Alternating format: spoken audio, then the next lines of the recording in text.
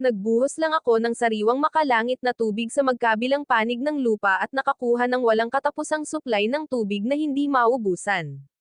Hindi ako itinuring ng batang dumaan na isang Diyos. Bigla siyang lumuhod sa harap ko. Mamamatay na ang nanay ko. Pakiusap, Kuya Diyos, iligtas mo po ang nanay ko. Para makausap ang mga taga-nayon, nagpa siya akong tulungan ang batang ito. Bagamat hindi ako Diyos. Pero kung mabibigyan mo ako ng baka, may paraan ako para iligtas ang nanay mo. Lumalabas na pumunta ako rito dala ang MC system. At ang gatas mula sa MC ay maaaring i-freeze. Sa sitwasyong ito, susubukan ko lang. Maraming salamat, Kuya Diyos. Tiyak na dadalan kita ng baka. May kailangan ka pa ba? Tawagin mo na lang akong Kuya Bay. May tali ka ba sa bahay? Gusto kong gumawa ng pamangwit. Walang problema. Pero, Kuya Bay, tuyo na ang mga kalapit na ilog. Saan tayo mangisda? Tiningnan ko ang maliit na puddle ng tubig, na nagpapakita ng isang kumpiyansang ngiti. Huwag kang mag-alala, kahit walang isda, mahuhuli ko sila. Pagkatapos magpaalam sa akin, tumakbo pa uwi si Luier, ngunit brutal na binugbog ng kanyang ama. Liuda, batang yan, hindi ka tumutulong sa trabaho at patuloy kang tumatakbo. Malubha ang sakit ng nanay mo, hindi mo ba alam yon? Labis na nasaktan si Lu Xiaoir sa pambubugbog.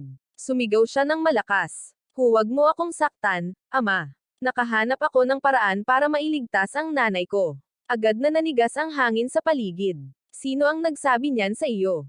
Si kapatid na Bai, na nakatira sa kagubatan, ang nagsabi nito.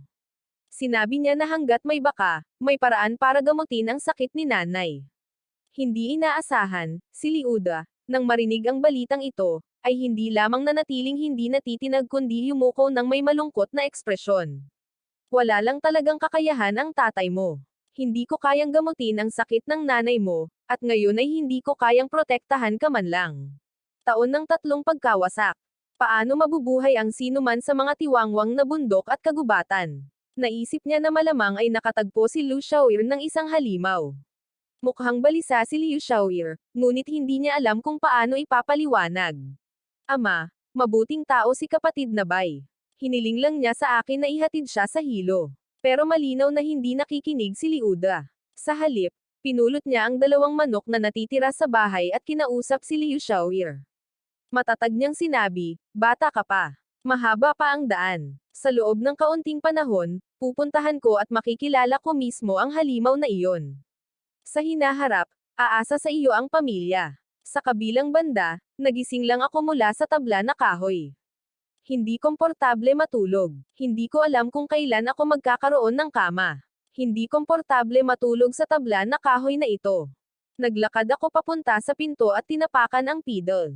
Automatikong bumukas ang pintong kahoy, at nakita ang mga puno na itinanam ko ilang araw na ang nakalipas, na ngayon ay ganap ng lumaki. Pinagkiskis ko ang aking mga kamay at iniunat ang mga ito sa ere, itinuon ang aking kanang kamay sa synthesis. Agad na lumitaw ang isang palakol na bato. Maginhawa ang espasyo para sa imbakan. Magsimula na tayo. Bawat bloke ng kahoy ay direktang hinihigop papunta sa espasyo ng imbakan. Sa sandaling iyon, ang boses ni Luier ay nagmula sa malayo. Kapatid na Bay, dala ko na ang lubid na gusto mo. Pagkatapos, nahihiyang napakamot si Lor sa kanyang ulo. Hindi kalmado ang aking ama at sumama rin. Sa sandaling ito, nanlaki ang mga mata ni Liuda habang nakatingin sa gilid ng bahay. Ito pala ay isang bukid ng gininto ang trigo. Paano nagkaroon ng hinog na trigo sa ganitong panahon ng taon? Bagamat takot na takot siya, nagkunwari pa rin siyang kalmado. Inialok niya ang mga manok na dala niya gamit ang 2 kamay, habang magalang na sinasabi, Young Master Bay, ang mapagkumbabang ito ay gustong gamitin ang sarili niyang buhay para bayaran ang buhay ng aking anak. Ang 2 manok na ito ay bilang paghingi ng tawad sa pang-aabala sa iyong kapayapaan. Medyo nalilito ako. Sinasabi niyang kailangan niya ang tulong ko para magligtas ng mga buhay, na parang bigla akong naging dakilang kontrabida. Nagmamadaling nagpaliwanag si Lu Xiaoir. Itinuturing ka ng aking ama na isang kanibal na halimaw, hindi siya naniniwala sa anumang sinasabi ko. Sinasabi niyang siya ay nakulam mo. Nang marinig ko ito, para akong nasa pagitan ng tawa at luha. Tio Liu, huwag kang mag-alala. Wala akong masamang balak kay Liu Xiaoir. Hindi magbabago ang ipinangako ko hanggat dinadala mo ang hipag mo at ang baka sa bahay ko. Nang makita kong tila hindi pa rin maayos ang pag-iisip ni Liu Xiaoyer, pagkatapos mag-isip ng ilang sandali, bigla akong nagkaroon ng ideya. Una, hihiramin ko itong 2 manok. Perpekto ito para sa isang eksperimento. Kuya Bei, bakit mo binunot itong trigo? Pinanood ako ni Liu Xiaoyer na pumasok sa bukid at binunot ang 2 halaman na hindi pa tumutubo, mukhang labis na nababagabag. Bale wala. May iba pang gamit ang mga buto ng trigo ko. Sa ilalim ng nagtatakang tingin ni Liu Xiaoyer, mabilis na lumipad ang mga buto ng trigo sa lupa papunta sa aking palad. Pagkatapos ay nakita ko ang 2 manok na iyon. Bigla silang natuwa, nakatitig ng mabuti sa mga buto sa aking kamay. Ngumiti ako ng may kumpiyansa. Naisip kong i-breed ko sila para sa 2 manok. Sa sumunod na segundo, biglang nanlaki ang mga mata ni Liu Xiaoyer, at sumigaw siya sa gulat. Paano ito nangyari? Sabik na sabik din si Liu Xiaoyer na magsalita. Nakita niya lang ang 2 inahing manok na papalapit sa loob ng wala pang 3 segundo. Paano kung biglang lumitaw ang isang malambot na sisiw? Tiyo Liu, hindi magagawa ng isang halimaw ang ganoong bagay. Nagribot na ang utak ni Liuda. Kailangan mong maunawaan na 2 inahin sila, at maaari pa rin silang mapisa ng mga sisiw. Bukod pa rito, ang sisiw na iyon ay tila lumilitaw ng wala kahit na ang proseso ng pangingitlog. Ganito sila nagkakaanak. Tanging ang mga Diyos lamang ang makakagawa niyan. Iyon lang. Sa totoo lang, itinuring kong halimaw ang isang Diyos. Nanghina ang mga binti ni Liuda, at kasabay ng isang malakas na kalabog, napaluhod siya at sinimulang iuntog ang kanyang ulo sa lupa. Hindi alam ng hamak na aliping ito na bumaba na ang immortal na Panginoon. Huwag mo sanang sisihin ang hamak na aliping ito sa pagturing sa kanya bilang isang halimaw. Mabilis kong inabot si Liuda para tulungang makatayo. Hindi. Tiyo Liu, huwag mong gawin yan. Hindi ako immortal. Isa lamang akong hanggal. Ngunit malinaw na hindi alam ni Liuda na si STB yon, nakaluhod pa rin siya sa lupa.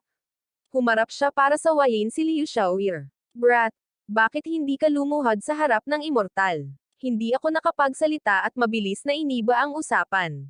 Kailan ka magkakaroon ng oras para dalhin ang hipag mo? May malubhang sakit siya. Mas mabuting huwag nang magtagal pa. Bukas, may oras ka na bukas. Bayan Junbag. Ang pamilya lang ng pinuno ng nayon ang mayroon nito. Pagbalik ko, tatanungin ko ang pinuno ng nayon kung maaari niya itong ibenta sa akin. Sige, bumalik ka bukas. At saka, huwag mo na akong tawaging Bayan Jun. Tawagin mo na lang akong Belan. Sige, Bayan Jun. Kung ano ang gusto mo. Tiningnan ko ang magalang na ekspresyon ni Liuda, pakiramdam ko ay wala akong magawa. Pero hindi mo kailangang bilhin ang baka, hiramin mo na lang. Hindi makakasama sa baka ang pamamaraan ko. Ang Immortal Lord iyon. Biglang natarante si Liuda at nahihiyang sinabi, may isa pang kahilingan ang mapagpakumbabang lingkod na ito. Nakakaabala para sa Immortal Lord na mamuhay ng mag-isa sa kabundukan. Iniisip ko kung posible bang samahan siya ni Zar at paglangkuran siya. Nang marinig ito, agad na lumuhod si Lor sa harap ko. Handa akong manatili at maging lingkod mo. Kumunat ang noo ko at nagsimulang mag-isip. Ngayong taglay ko na ang mga katangian ng mundo ng MC, hindi ako nagkukulang ng pagkain o tubig. Pero dahil wala akong sapat na taas na antas, isang pader ng hangin ang pumihil sa akin sa maliit na burol na ito. Hindi convenient ang makipagpalitan ng mga produkto sa mga taga-nayon, at bukod pa rito, ang pagtulong sa mga mahihirap na taga-nayon ay ang tamang gawin. Kaya, kalimutan na ang paggalang sa magulang, pag-alis sa kahirapan, at iba pa, pero kailangan ko talaga ng tutulong sa akin. Si Lear ang magiging nakababata kong kapatid at tutulong sa akin sa mga gawain. Maraming salamat, Bayan Jun. Aalis na ako, Ginoo, sabi ni Liuda, habang pinagsalikop ang mga kamay at dahan-daang umatras. Matapos maglakad hanggang sa hindi na niya ako makita sa malayo, sa wakas ay nakahinga ng maluwag si Liuda, at pagkatapos ay patuloy na umangat ang mga sulok ng kanyang bibig. Ligtas na ang kanyang asawa, at kinilala ng kanyang anak ang isang Diyos bilang kanyang nakatatandang kapatid. Napakasaya. Magaan na hakbang ang kanilang paglakad pauwi, nag-uusap at nagtatawanan. Inilagay ko ang altar ng sakripisyo at ang kahoy na patpat sa mesa, at isang pamangwit ang nalikha. Inihagis ko ang pamangwit ng diretso sa pool. Sa maikling panahon, nagkaroon ng paggalaw. Ha ha ha. Nakasabit ito. Nahuli ko ang pamangwit. Isa itong salmon. Sa katunayan, hanggat may tubig, maaari kang mangisda. At ngayon, nakamit ko na ang kalayaang kumain ng isda. Marahil, kung papalarin, makakahuli rin ako ng isang aklat na may mahika. Paulit-ulit kong inihagis ang aking pamangwit, ninanamnam ito ng hindi napapagod. Nakaranas si Liuda ng isa pang problema. Sabi mo ay nakilala mo ang isang Diyos sa kagubatan at kailangan mo ng baka para gamutin ang isang sakit. Napakunot ang noo ng pinuno ng nayon na si Liudsi at hinaplos ang kanyang balbas. Malinaw na hindi siya lubos na naniniwala sa mga salita ni Liuda. Oo, pinuno ng nayon, ikaw na lang ang natitira sa nayon. May baka ka pa ba? Nakikiusap ako sa iyo na pahiramin mo ito sa akin ng isang araw. Kung talagang hindi ito gumana, bibili rin ako. Gagamitin ko ang aking lupain. Ah, Liuda, hindi naman sa ayaw kong pahiramin ito sa iyo, nag-aalala lang ako na baka lokohin ka. Bamaantong hininga si Liuda. Kung gusto ni Liuda na gamitin ang baka para makipagpalitan ng pera at umupa ng doktor, ibibigay niya ito agad sa kanya ng walang pag-aalinlangan. Ngunit ang totoo ay gusto ni Liuda na gamitin ang baka para gamutin ang sakit ng kanyang asawa. Paano nangyari iyon? Kaya, Liuda, pwede kitang pahiram ng baka, pero kailangan kong sumama sa iyo bukas. Pag-alis ni Liuda, dumilim ang mukha ni Liuda, at agad niyang tinawag ang kanyang anak.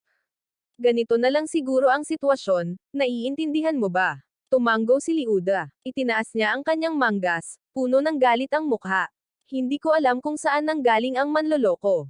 Paano siya nang ahas na pumunta sa ating nayon?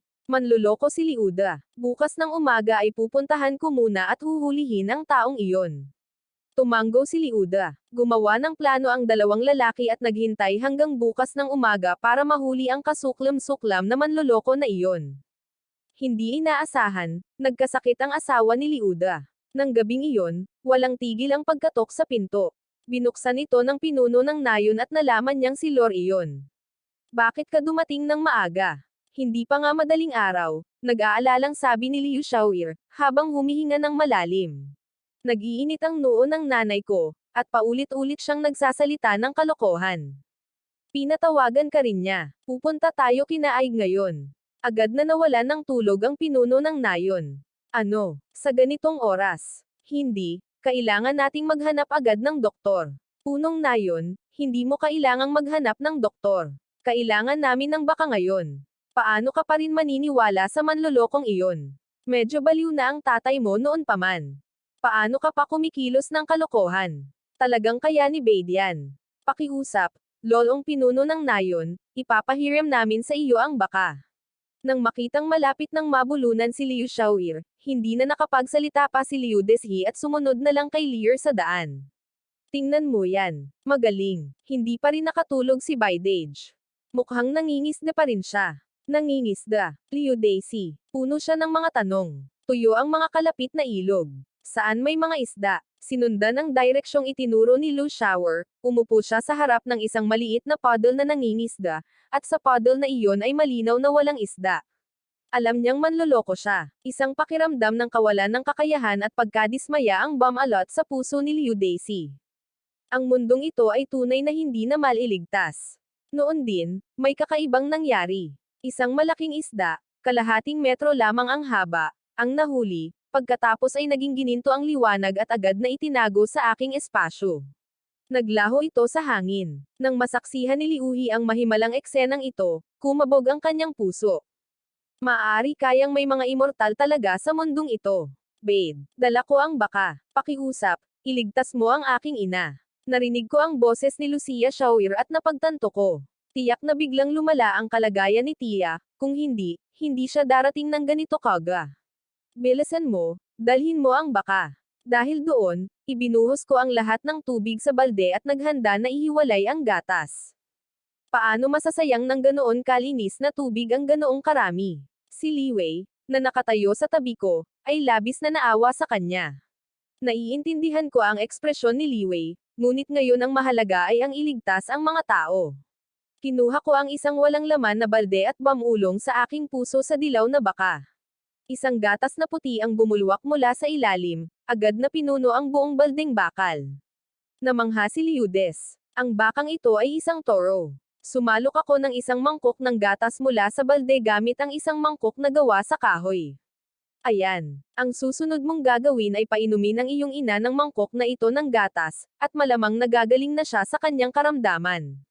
Nang marinig ito, dahan-daang inilapag ni Liuda ang kanyang asawang si Yellen sa lupa at maingat na pinakain ito ng gatas. Namula ang mukha ni Yellen sa unang tingin, at sa huli, ang kanyang kutis ay mas malusog at mas mapula kaysa kay Liuda, na nasa tabi niya. Nang siya ay ganap na nakabawi, ang antok ng hindi pagtulog buong gabi ay sumalakay sa utak ni Yellen. Mahigpit niyang inihilig ang kanyang mga mata, at sinabing may pasasalamat, "Salamat, Bayan Jun." Walang anuman, sagot ko, habang nagbibigay din ng isang nasisiyahan ng ngiti.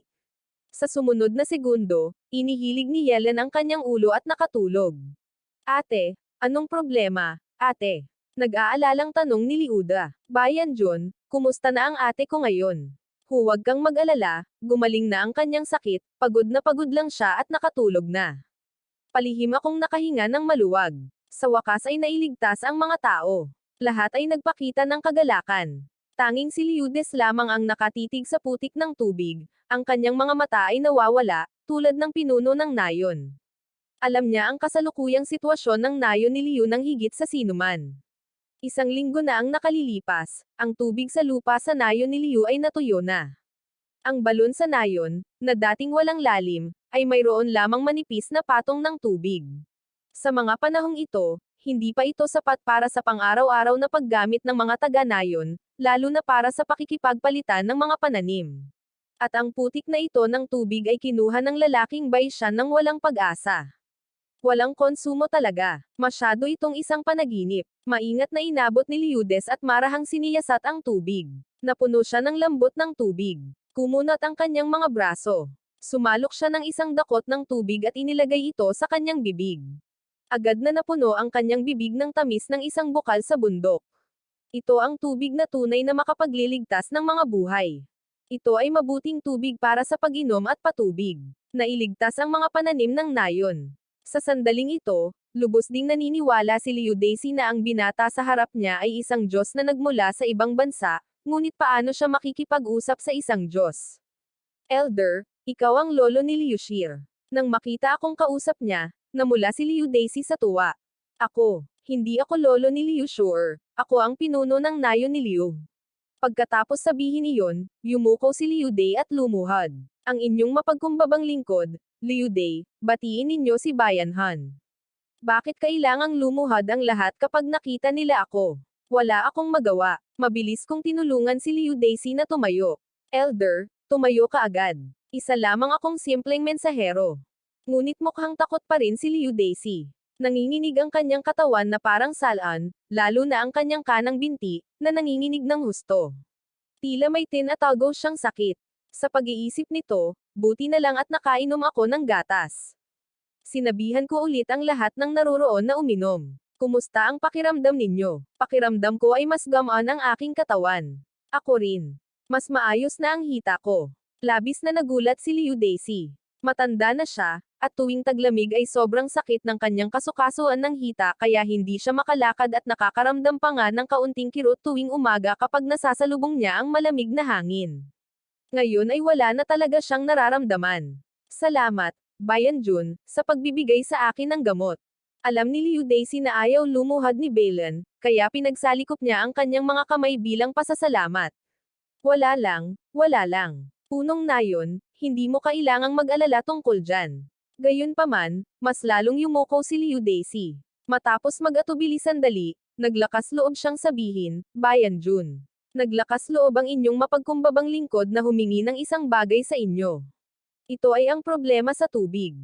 Sa totoo lang, napansin ko na nakulang sa tubig ang mga taga-nayon. Sa simula ay gusto ko sanang mag-alok ng tulong, ngunit hindi ko inaasahan na babanggitin muna ng pinuno ng nayon ang isyong ito.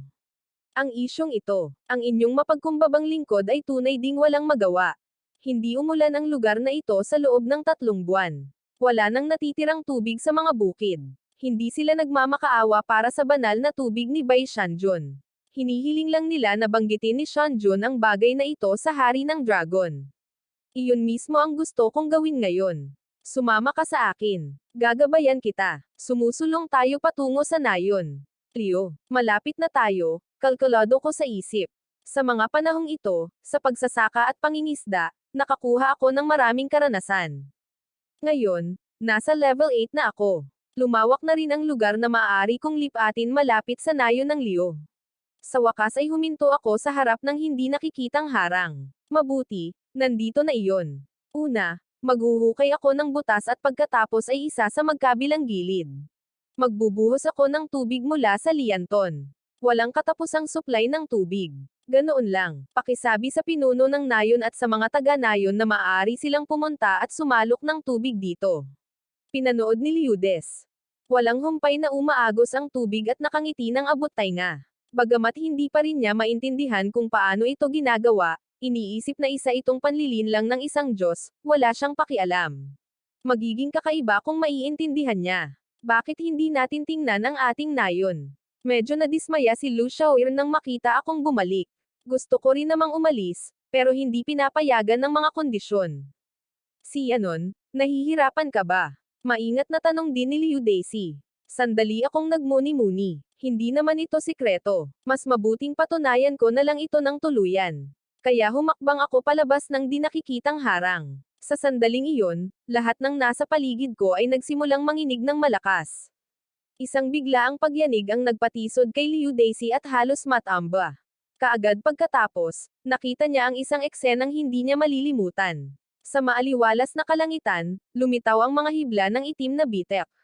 Ang mga bitek na iyon ay pumihit na parang salamin, walang hanggan, at patuloy na lumalaki. Nako, kita mo, babagsak na naman ang langit. Sa sobrang takot ni Liu Daisy ay nanghina ang kanyang mga hita, at napaupo siya sa lupa. Siya nun, Shanjun, babagsak na ang langit. Alam mo ba ang kahihinatnan? Bumalik ka agad. Mabilis akong umatras sa loob ng pader. Agad na nawala ang kakaibang pangitain. Habang pabalik sa nayon, hindi umimik si Liudes, na parang nawala na ang kanyang kaluluwa. Parang panaginip ang lahat ng nangyari. Tunay ngang umiral ang mga ninuno. Nanatili sa kanyang isipan ang eksena ng pagkawasak ng mundo. Sa wakas ay naunawaan niya. Ang pagdurusa ng mundo. Bakit hindi ito iniligtas ng mga ninuno ng mas maaga? May pagkakaiba ang makalangit at ang makamortal. Kahit ang isang taong kasing lakas ni Bayan Jun, na bumaba mula sa kalangitan, ay mapapasailalim sa napakalaking limitasyon. Maaari pa nga niyang maging sanhi ng pagkawasak ng mundo. Marahil ay nagbayad si Bayan Jun ng malaking halaga para sa kanyang paggaling mula sa langit. Tunay na isang mabuting Diyos si Bayan Jun. Masigla siyang bumalik sa nayon, handang ibalita ang magandang balita sa mga taga-nayon, ngunit natakot siya sa ginawa ng kanyang anak. Ama, handa na ako. Kailan natin hahampasin ang sinungaling na iyon? Napagtanto ito ni Liu Dexi. Sinampal niya ang lalaki. Suwail na anak, suwail na anak. Pagkatapos sabihin iyon, agad siyang lumuhad ng nanginginig. Patawarin mo kami, kahapon ay hindi namin alam na bumaba ka na pala sa mundo ng mga mortal at nagkamali kaming inakala na may nagtatangkang linlanggan kami. Aliuda, kaya namin ginawa ang hakbang na ito. Sana ay hindi ka masaktan. Pagkatapos ng sunod-sunod na pagkilos, natigilan ang lalaki. Ano ang tinitingnan mo? Dalian mong tawagin ang mga taga-nayon. Sabihin mo sa kanila na may mahalagang sasabihin. Sa kagubatan, pagkatapos kong makaalis sa pinuno ng nayon at sa iba pa, bamantong hininga rin ako. Ang hindi pagkakaunawaang ito, sa aking palagay, ay lalong lumalalim. Hindi ko inaasahan na ang paggalaw mula sa pagbasag sa pader ng hangin ay magiging ganito kalaki. Isa na namang pagguho ng langit, isa na namang bitak sa lupa. Kalimutan mo na yan. Ang Diyos ang magiging Diyos. Ngayon, kailangan kong magmadali para umakyat sa level. Sa pag-akyat ko lang ng 2 level, ang saklaw ng mga aktibidad ay dapat umabot sa nayon. Hindi ko alam kung ganoon nga. Anong magagandang pagbabago ang magaganap sa nayon? Simulan na natin ang trabaho. Simulan na natin ang trabaho, sabi ko. Pinuno ng nayon. Bakit ninyo tinipon ang lahat? Anong problema? Oo, pinuno ng nayon. May gagawin pa ang kapatid ko. Ngumiti si Liu Dexi at naglakad pasulong. Nandito na tayo. Itinuro ni Liu Dexi ang unahan. Ang mga hindi makapaghintay ay dapat munang pumunta at tumingin. Pagkatapos sabihin iyon, maraming tao ang sumugod ng naiinip. Tubig yan. Talagang may tubig. Ha ha ha. Ang tamis ng tubig. Hindi na napigilan ng iba ang kanilang sarili at nagmamadaling sumugod. Nakakabusog. Matagal na rin mula noong huli akong uminom ng tubig ng ganito kabusog. Di nagtagal, napagtanto ng mga taga-nayon na may mali. Tila ang tubig ay nagmula sa wala at hindi mauubos, na parang hindi ito kailanman agos. Pinuno ng nayon, oras na. Dapat mong sabihin sa amin kung ano ang nangyayari. Kaya inulit ni Liudes ang nangyari kahapon. Pinuno ng nayon. Hindi naman sa hindi kami naniniwala, sadyang napakalaki ng sinasabi mo. Kung talagang may Diyos, paano siya napunta sa isang lugar na tulad nito? Dahil hindi ka naniniwala, hukayin mo ang lupa sa ilalim ng tubig na ito para subukan ito. Habang ang ilalim ay ganap na nahukay, nagkatinginan silang lahat at nakita na ang tubig sa bukal ay talagang nakabitin sa hangin. At ang tubig ay patuloy na dumadaloy ng walang tigil. At kung sino man ang makakagawa ng lahat ng ito, tiyak na iisa lamang ang posibilidad. Talagang nakatagpo sila ng isang Diyos. Tama. Tama, ito ang makalangit na tubig na ipinagkaloob ni Bayan Jun sa nayon ni Liu. Si Bayan Jun ay tunay na isang mabuting Diyos. Dapat natin siyang pasalamatan ng maayos. Panginoong Shanjun, sino ang nakakaalam? Galit na galit si Liudes nang marinig ito. Hindi sapat ang pagpapasalamat. Dapat man lang tayong magtayo ng templo para ilaan ang banal na tubig. Ako, na nangingisda sa kagubatan, ay hindi pa rin alam ang nangyayari sa nayon. Sa ngayon, nag-aalala ako tungkol sa mga batang katad na nahuli ko. Bakit ang tagal ko nang nakakahuli ng mga walang kwentang basura? Para sa iyo ito. Subukan mo at tingnan mo kung gagana. Si Lu Xiaoir, na nagbabantay mula sa gilid, ay maingat na nagtanong. Boss, ang galing mo talaga. Kaya mong ihulog ang mga bota sa tubig. Ngumiti ako at itinulak ang mga bota sa mga bisig ni Lu Xiaoir. Sa simula, dapat ay nasa bahay lang si Lu Xiaoir at inaalagaan ang kanyang ina, ngunit hindi niya inaasahan na hindi siya papayagan ng kanyang ama na gumawa ng kahit ano at agad siyang palayasin. Ngayon ang iyong gawain ay manatili sa tabi ni Bai Shanjun. Kung maglalakas loob kang bumalik ng walang pakialam, babaliin ko ang iyong mga binti. Iniisip na ang lahat ng ito ay sanhi ko. Kung wala akong ipinadala, masasaktan din ako. Agad na isinuot ni Lu Xiaoir ang mga batang katad. Boss, ang mga batang ito ay akmang-akma sa akin. Mas komportable ang mga ito kaysa sa mga sandalyas na gawa sa dayami. Subukan mong hiwain ang iyong sarili gamit ang kutsilyo. Hindi nag-atubili si Lure at hindi inaasahang nasugatan ang kanyang kamay. Isang puting gasgas lamang ang lumitaw sa kanyang kamay, at nakakagulat na wala siyang naramdamang sakit. Nakakamangha ito. Ngayon ay nakumpirma ko na ang halaga ng baluti ng kagamitan ay maaaring ilapat sa iba, at ang epekto ay medyo maganda. Kung magagawa kong isinthesize ang isang kompletong set, malamang na ako ay ganap na hindi matatalo. Gayunpaman, tiningnan ni Lure ang mga mahiwagang bota ng may komplikadong ekspresyon, na nahihiya. Karapat-dapat ba talaga siya sa isang mahalagang kayamanan? Naramdaman ang iniisip ni Lure, inaloko siya. Hindi ako interesado sa mga batang ito. Kunin mo na at huwag kang mag-alala. Tanggapin mo na. Naiintindihan ko, boss. Pagkatapos ay agad kong hiniling kay Lure na subukang magputol ng mga puno at mangisda, ngunit walang lumitaw na mga mapagkukunan tulad ng sa laro. Medyo nadismaya ako dahil nangangahulugan ito na hindi ko magagamit ang mga taga-nayon para tulungan akong mang-alap ng mga mapagkukunan. Bigla kong naisip ang isang bagay na maaaring gamitin ng mga taga-nayon. Marahil ay maaaring gumana ang composter. Kinuha ko ang composter at sinabi kay Xiaoir, subukan mong magdagdag ng damo. Sa ilalim ng kanilang mga matamang nakatingin, ang damo ay naging berdeng mga pellets sa composter. Tagumpay. Sa wakas ay nakahanap na ako ng magagamit ng mga taga-nayon. Habang dumarami ang mga halamang idinagdag sa composter, isang bloke na parang mosaic ang nabuo. Ang bone meal na nakuha mula rito ay maaaring magpasigla sa paglaki ng trigo. Magagamit ko na ang mga taga-nayon para sa malawakang produksyon. Sige. Tama na. Tapusin na natin ang araw. Siya nga pala, sinabi mo ba sa pinuno ng nayon at sa mga taga-nayon ang tungkol sa isyu ng tubig? Oo. Oo. Sinabi ko na noong dumating ako. Marami pa ring tao ang umiinom ng tubig doon. Oh, kung gayon kailangan kong pumunta at tingnan. Sasamahan kita. Habang nasa daan, maingat na pinrotektahan ni Lu Xiaoir ang basket na puno ng pagkain na ibinigay ko sa kanya. Sinabi ko kay Lu Xiaoir, hindi mo kailangang maging maingat. Pagkabalik natin, gamitin mo ang mga itlog na ito para pakainin ang iyong ina. Sino ang nakakaalam? Yumuko si Liu Xiaoir sa kahihiyan.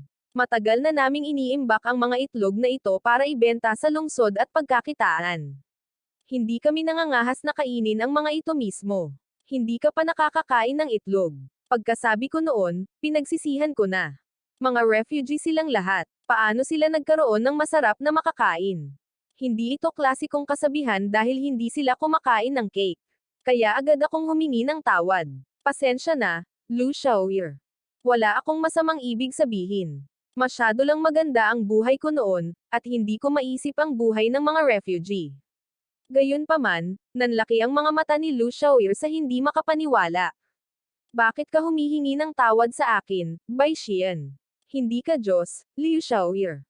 Hindi ka dapat mag-isip ng ganyan. Agad akong kumunot ang noo at same time na sinabi, una, hindi ako Diyos. Pangalawa, kahit Diyos ako, kailangan kong aminin ang aking mga pagkakamali. Nang marinig ko ang aking mga salita, labis na naantig si Lu Xiaoir. Sanay siyang makakita ng mga batang Panginoon sa lungsod na nang-aabuso ng mga tao nang walang pakundangan. Sinasabi ng lahat na ang mga tao ay may iba't ibang ranggo at katayuan. Hindi ko inaasahan na si Bai Xian ay ituturing siya ni Jun na kapantay niya. Marahil ito ay isang Diyos.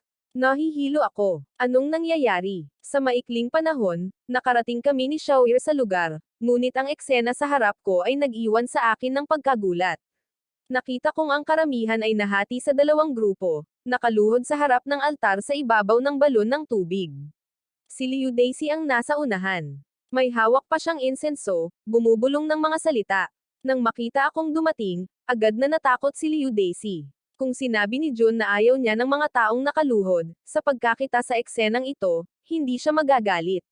Kung dahil dito, babalik si Shanjun sa langit, magiging makasalanan ako.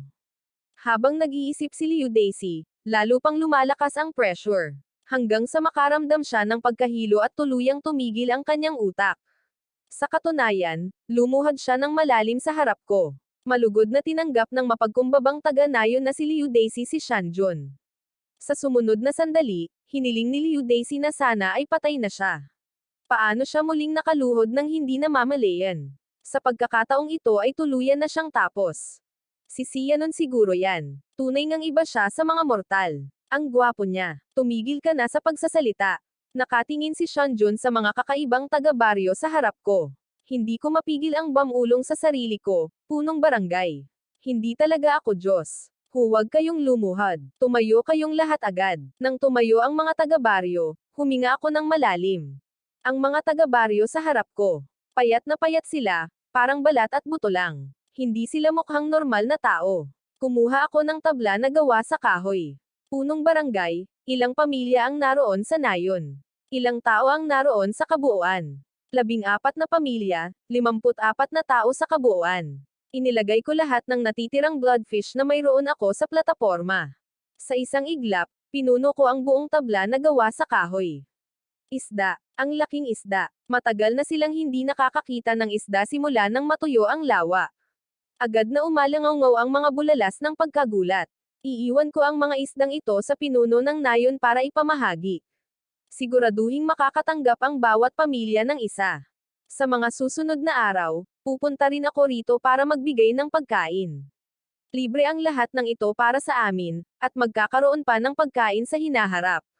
Labis na naantig ang mga taga-nayon kaya gusto na nilang tumawa at umiyak. Kung hindi lang sila takot na mawala ng kontrol at masaktan ng Diyos, tatakbo na sana sila papunta sa akin, niyakap ang aking mga binti at tinawag akong Papa. Pagkatapos ay naglagay ako ng 7 balde ng composteng sa gilid ng plataporma. Ang susunod mong gagawin ay gumamit ng mga dahon o iba pang halaman. Sasabihin sa iyo ni Liu Xiaoir kung paano punuin ang mga baldeng ito. Sa ganitong paraan, ang na-synthesize na bone meal ay maaaring magpatubo ng mas maraming trigo. Halos sapat na ito para pakainin ang lahat ng tao sa nayon. Labis na nagpapasalamat ang mga taga-nayon sa aking kahilingan. Hindi pa kasama ang 7 kahon, handa pa silang tumanggap ng 70 kahon. Mas madali ito kaysa sa pagsasaka ng lupa. Salamat, Bai Shanhan. Sinabi ko sa kanila na hindi ako Diyos. Tumalikod ako at bumalik sa kagubatan, pakiramdam ko ay wala akong magawa. Agad na sumabog ang emosyon ng mga taga-nayon. Ha ha ha, magaling, mahusay, may pagkain. Maliligtas ang mga anak ko. May lumuhod at inuntog ang ulo sa lupa. May ilan na sumayaw ng may sigla, at ang ilan ay tumakbo pa na parang baliw habang halos tuluyang nailabas ang mga emosyon. Nakangiting sabi ni Liudes, mga taga-nayon, maganda at masayang araw ngayon. Kaya bakit hindi ninyo iuwi agad ang mga isda? Nang mga sumunod na araw, halos buong araw akong nangingisda sa tabi ng waterhole. Ngayon, isang beses na lang ako kailangang mag-level up, at masasakop na ng aking lugar ng aktibidad ang nayon. Liwier, bumalik ka at sabihin sa mga taga-nayon na sa susunod na mga araw, kung may anumang pagbabago sa nayon, hindi sila dapat mabahala. Sabihin mo lang sa kanila na dahil ito sa akin. Naiintindihan ko. Tumalikod si Lear at umalis dala ang aking mga tagubilin. Sa sitwasyong ito, pakiramdam ko ay wala akong magawa. Gusto kong makipag-usap sa mga taga-nayon, ngunit kapag nakita nila ako, nanginginig sila na parang salaan, na parang kumain sila ng asukal. Hindi sila makapagsalita. Ngayon, makakausap ko na lang ang mga taga-nayon sa pamamagitan ni Liwier. Huminto si Lear sa harap ng bahay ng pinuno ng nayon. Ang bahay ng pinuno ng nayon, na dating tahimik, ngayon ay maingay na. Hindi ko alam kung ano ang nangyari. Medyo pakaliwa. Sobra. Pumunta sa kanan. Sige. Sige. Pwedeng ilagay ang upuan dito. Pinuno ng nayon. Anong ginagawa mo? Hindi ba't ito ang iyong mahalagang upuan? Bakit mo ito inilipat dito? Nako, wala lang ito. Kailangan kong ihanda agad ang bahay na ito para may matuluyan si Bai Shanjun. Tumira kasama ang pinuno. Medyo nalito si Lu Shower. Oo, ang tanging disenteng lugar sa nayon ay ang aking tahanan ng mga ninuno na maaaring gamitin para magpahinga si Bai Shanjun. Iyon ang aming biyaya. Hindi ko inaasahan na pagkatapos kong i-post ang balitang ito ay darating ang lahat para magpadala ng mga bagay, ngunit sinabi ng pinuno na hindi siya titira sa nayon. Ang mabuhay o hindi ay isang bagay, ngunit ang gawin o hindi gawin ay ibang bagay. Batang-bata, matuto pa ng kaunti. Binati ni Liudes ang lahat ng may ngiti. Ilipat ang mga bagay sa loob. Tama, tama, ilang bagay lang nagawa sa kahoy. Kung ikukumpara sa kabaitan ni Shanjun sa amin, ako na ang pinuno ng nayon sa loob ng napakaraming taon at ngayon ko lang nakitang ganito kaaktibo. Punong nayon ko, kung kalahati lang ang kakayahan mo sa siya na iyan, lilinisin ko ang inidoro mo araw-araw. Narinig ito, lahat ay humagalpak ng tawa, at ang eksena ay napuno ng masayang kapaligiran. Zan Yuan, ikaw na walang hiya, kung maglalakas loob kang magnakaw muli ng mga bagay sa amin, babaliin ko ang mga binti mo. Si Zan Yuan, isang taga-nayon mula sa kalapit na nayon ng Zan, ay sa wakas ay pinatalsik dahil sa paulit-ulit na pagnanakaw ng mga bagay. Kung hindi nila ito ibibigay, hindi nila ito ibibigay. Walang pakialam ang batang Panginoong ito. Ngunit si Zan Yuan ay masyadong gutom para magtrabaho. Naglakad ang gutom na si Zan Yuan sa kalye at hindi namamalayang napadpad sa nayon ng Liu, nagalit sa Zangkan. Amoy yan, naisip niya. Bigla siyang nabuhayan ng loob. Isda yan, may malapit na nagluluto ng isda. Habang lumalalim pa si Zan Yuan, lalong lumakas ang amoy ng isda. Natuklasan niya nang may pagkamangha na bawat kabahayan ay may isda, ngunit palihim siyang pumasok sa isang bahay para magnakaw at binugbog. Hindi ko ito bibitawan. Walang awa ang iyong nayon ng Liu. Huwag mo akong sisihin sa pagiging hindi patas. Anong sabi mo? Inilipat ng nayon ng Liu ang pinagmumulan ng tubig sa isang lugar na hindi natin mahanap. Napakapanlin lang niyan. Galit na sigaw ni Zange, ang pinuno ng nayon ng Zan. Kung hindi, saan mo nakuha ang isdang kinakain? Kailangan nating pumunta at humingi ng paliwanag. Maaga ng umagang iyon, sa pasukan ng nayon ng Liu, mahigit 100 tao mula sa nayon ng Liu ang nakatayo. Sa di kalayuan, ang mga tao ng nayon ng Zan ay may seryosong ekspresyon. Hawak nila ang iba't ibang kagamitan sa pagsasaka, handang lumaban hanggang kamatayan. Tutal, ibang-iba ang pagkakataong ito. Dati, pumunta sila para magnakaw ng tubig. Sa dinastiyang An, ang pagnanakaw ng tubig ay nangangahulugan ng tiyak na kamatayan. Gayunpaman, isang salita mula kay Liu Dexi ang nag-iwan sa kanila ng pagkagulat. Mga tao ng nayon ng Zan, makinig kayo, dadalan ko kayo ng tubig. Hindi ba siya nagkamali ng narinig? Ang mga tao ng nayon ng Liu ang talagang nagkusa na padalhan kami ng tubig. Pinag-isipan ni Zhangyi ang maraming posibleng senaryo, ngunit hindi niya inaasahan na ganito ang magiging resulta. Nakita niya ang mga tao ng nayon ng Liu na papalapit na may mga balde sa kanilang mga balikat. Ang mga balde ay puno ng tubig. Dahan-dahan lang, huwag magmadali. Napanood ang pag-agos ng tubig sa balde dahil sa pagyanig, naramdaman ni Zange ang pagkadurog ng kanyang puso. Nang mailagay ang balde sa harap ng mga tao ng nayon ng Zan, si Zange ay nagsimulang umiyak. Ang lahat ng tubig na ito ay para sa amin. Yumuko ang mga tao ng nayon ng Zan sa kahihiyan. Huwag mag-alala. Una, inumin mo ang tubig na ito. Pagkatapos, magdala ng 2 taong makakapagdesisyon at sumama sa akin. Ihahatid kita sa pinagmumulan ng tubig. Dumating ang 2 sa pinagmumulan ng tubig. Nalaman din ni Zange kay Liu Dexi ang tungkol sa pagbaba ng Immortal Lord. Bamantong hininga siya sandali at yumuko dahil sa kahihiyan. Kaya ganoon nga. Tunay ngang mabuting Diyos itong si Bayan Jun. Pasensya na. Sa pagkakataong ito, ang mga tao sa ating nayon, si Zan, ay pabaya. Mula ngayon, ang mga gawain ng nayon ni Liu ay gawain na rin ng ating nayon. Biglang pumalakpak ng malakas si Zange. Anong problema? Tanong ni Liu Des na may nagtatakang ekspresyon. Nabalitaan kung gusto ni Zando na magpadala ulit ng mga tao ang tiwaling opisyal na iyon sa nayon para mangolekta ng buwis. Kung hindi nila ito ibibigay, bubugbugin nila ang mga tao hanggang mamatay. Marami na silang ninakaw na gamit mula sa iba't ibang nayon. Hindi pa nga tayo nagbabayad ng buwis. Hindi pa nagtagal, at bumabalik na sila. Gusto ba nilang mabuhay ang mga karaniwang tao o hindi? Bamantong hininga siya. Ang mundo ay lalong nagiging mahirap. Ngunit paano lalabanan ng mga tao ang gobyerno?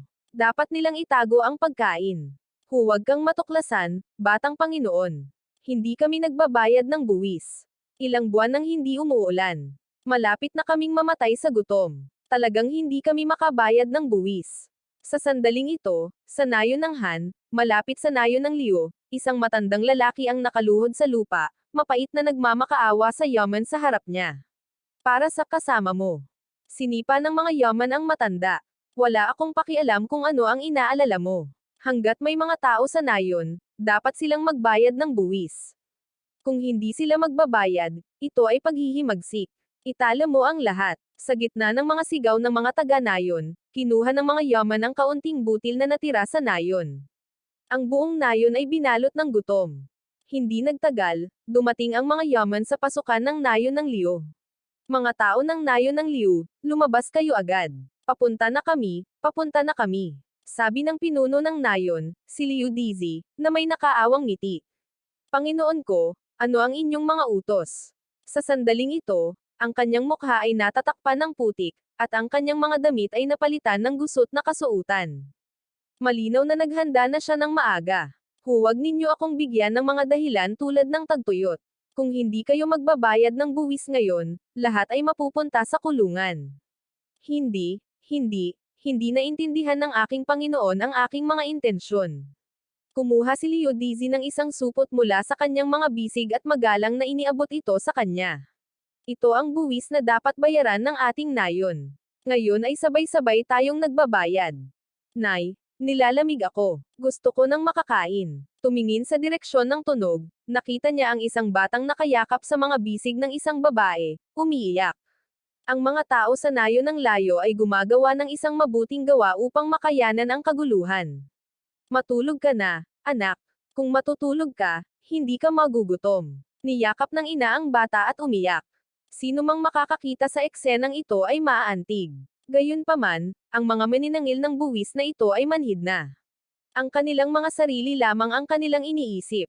Tingnan natin kung makakaipon tayo ng mas maraming kita. Aba, balanse ang mga puno. Kung ano lang ang kulang sa mga buwis. Sigurado ka bang balanse ang mga puno?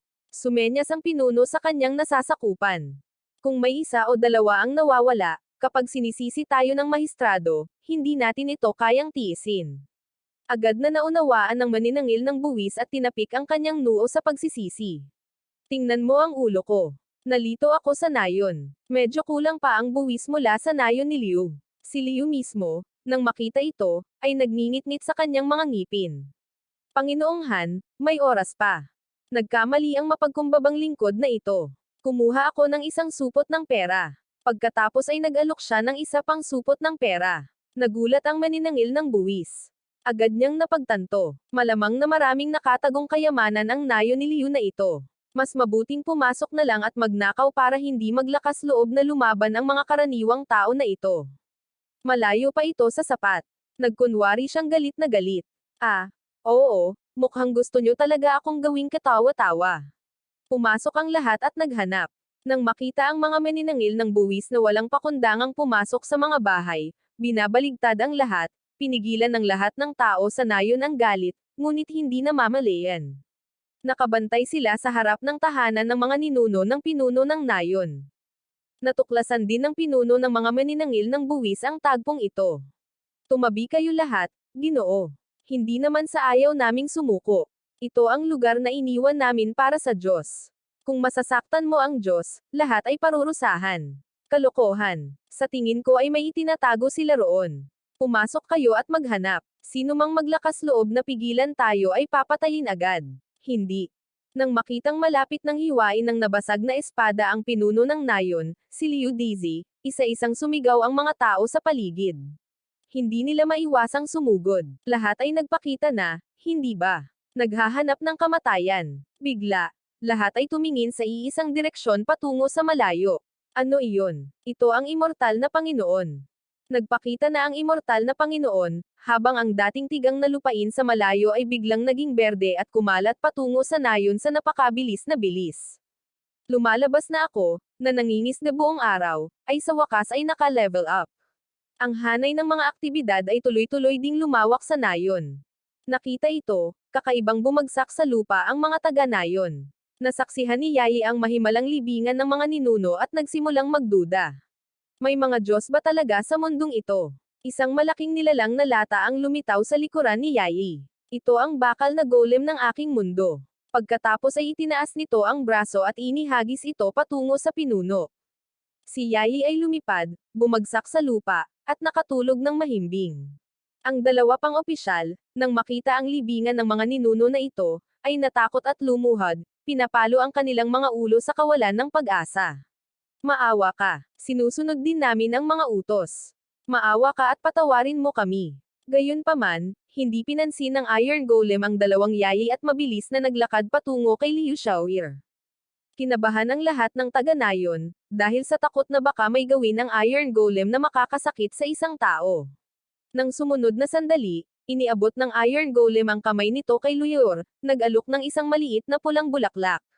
Salamat. Tinanggap ni Xiaoir ang bulaklak, at karapat-dapat nga itong maging likha ni Bayan Han. Kasing pala kaibigan din ito ni Bayan Han mismo. Tingnan mo, nandito na si Bayan Jun. Maligayang pagdating sa Bayan Han. Ito ba ang Iron Golem? Lumabas ako mula sa kagubatan, gulat na nakatitig sa malaking doon na nakatayo sa gitna ng mga taga-nayon. Nangangahulugan ito na opisyal ng kinilala ng sistema ang Luo Village. Dahil dito, papatayin sana tayong lahat ng mga opisyal na ito. Nang marinig ito, malamig kong tinitigan ang dalawang nakaluhod sa lupa, dahil nang ahas silang apihin tayo. Dapat natin silang turuan ng leksyon. Bayan Jun, maawa ka. Alam ng batang iyon na mali siya. Ideya lang ito ng ating amo. Walang tigil ang pagiyak ng dalawa, at isa sa kanila ay nabasa pa ang kanyang pantalon dahil sa takot. May pumasok na ideya sa aking isipan, at ngumiti ako nang may masamang hangarin sa kanila. Nakikita kong pareho kayong may tapat na saloobin, kaya hindi ko na kayo papatayin. Salamat, Bayan Jun. Gayunpaman, ang sumunod kong sinabi ay nagpatigil sa kanilang mga ngiti. Gayunpaman, maaaring mapawalang bisa ang parusang kamatayan, ngunit ang parusa sa buhay na ito ay hindi maiiwasan. Sa susunod ninyong buhay, magkatawang tao bilang mga halimaw. Ayoko. May paraan ba ang hukbong langit para magbayad sala sa inyong mga krimen? Namutla ang dalawa sa takot. Mas gugustuhin ko pang mamatay kaysa pumunta sa tuktok. Sayang, gusto ko pa ring maging tao. Sige, bibigyan ko kayo ng pagkakataong magbayad sala sa inyong mga krimen. Mula ngayon, mag-ipon kayo ng merito at gumawa ng mabubuting gawa. Marahil ay pag-iisipan ko muli ang muling pagkakatawang tao. Maraming salamat, Hukbong Langit, sa inyong awa. Naiintindihan ko. Umalis na kayo. Gumapang ang dalawa palayo kasama ang walang malay na amo. Pagkatapos, umalangaw ang hiyawan ng mga taga-nayon sa buong nayon. Dahil dumating kayo, manatili kayo sa nayon. Tulungan ninyo akong makahanap ng isang clearing sa nayon. Dito na ako titira.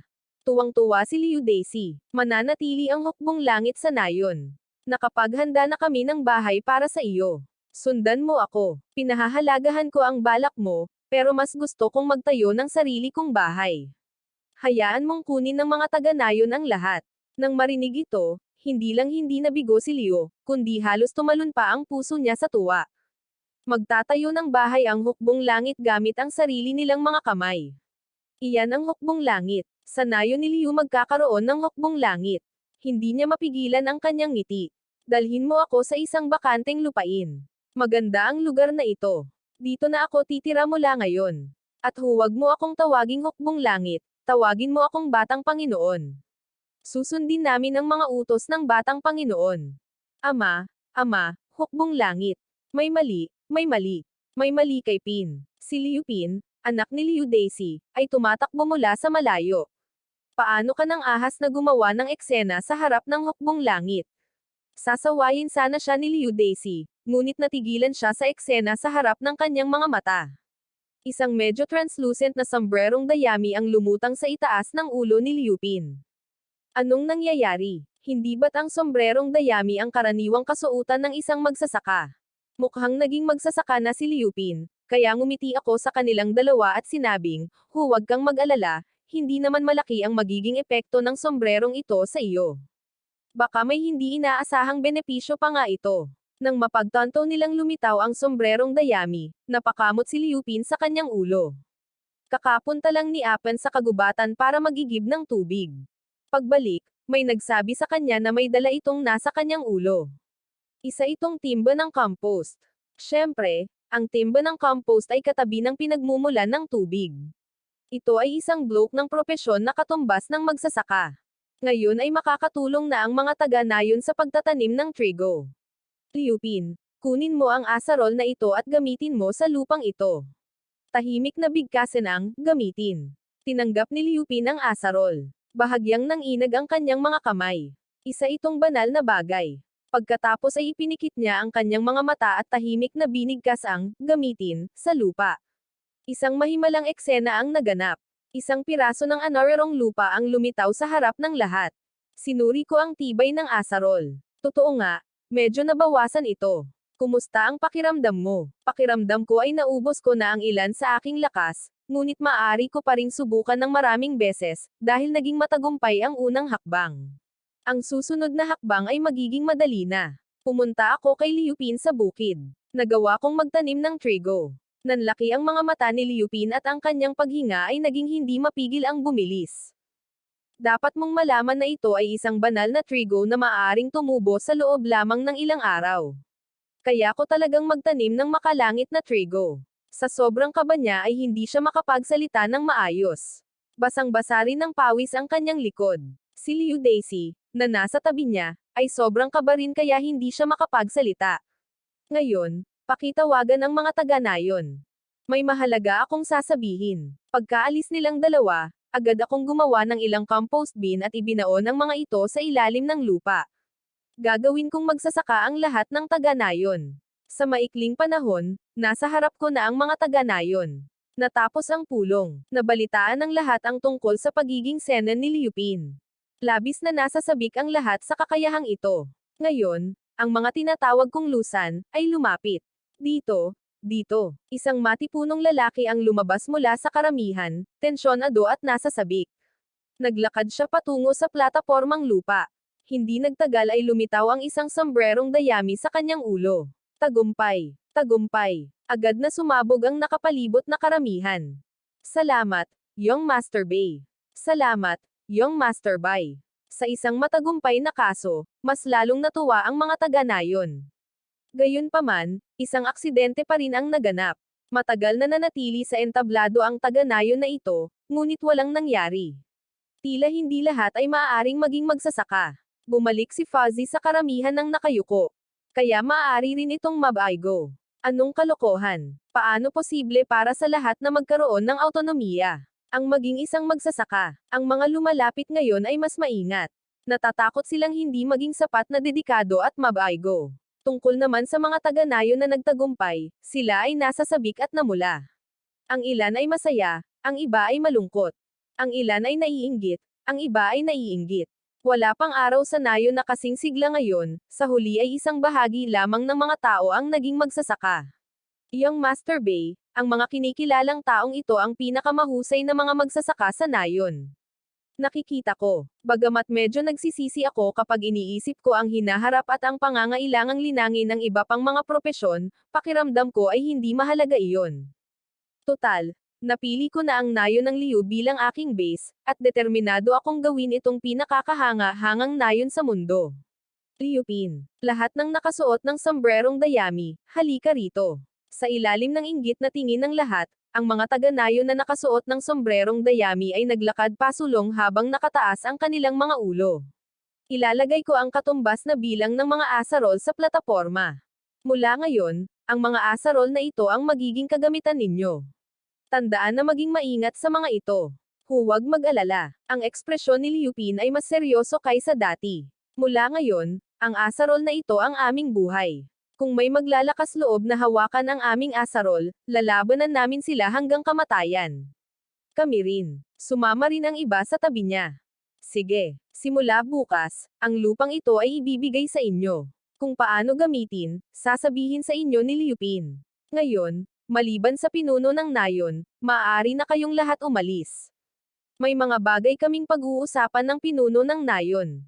Masayang umuwi sina Liu Pin at ang iba pa, yakap ang kanilang mga asarol.